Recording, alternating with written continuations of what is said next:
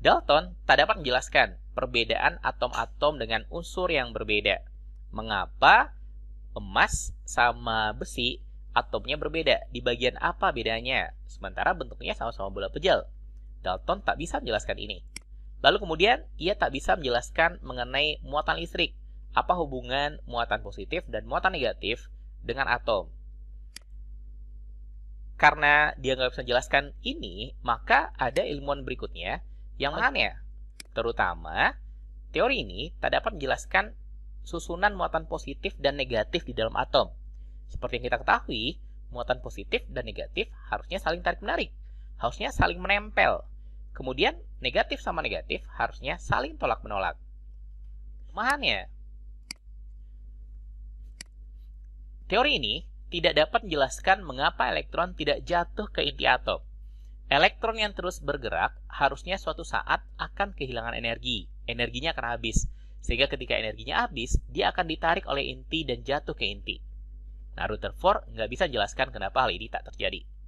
Kelemahan teori atom Bohr yang pertama adalah teori atom Bohr tidak berhasil menjelaskan spektrum atom berelektron banyak. Jadi kalau untuk hidrogen itu teori atom Bohr bisa menjelaskan dengan sangat baik ya. Tetapi teori atom Bohr ternyata gagal ketika dia menjelaskan spektrum atom berelektron banyak. Jadi kan hidrogen itu kan elektronnya satu.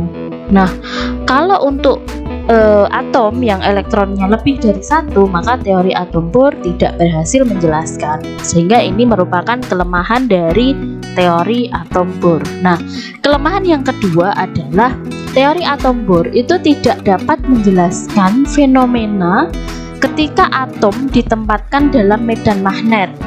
Nah, ketika atom ditempatkan dalam medan magnet itu maka akan terbentuk suatu spektrum emisi yang rumit. Nah, ini disebut dengan efek Zeeman. Nah, hal ini tidak bisa dijelaskan oleh teori atom Bohr. Lalu kelemahan yang ketiga, teori atom Bohr tidak dapat menjelaskan jika atom ditempatkan dalam medan listrik akan menghasilkan spektrum halus yang rumit atau dikenal dengan efek Stark.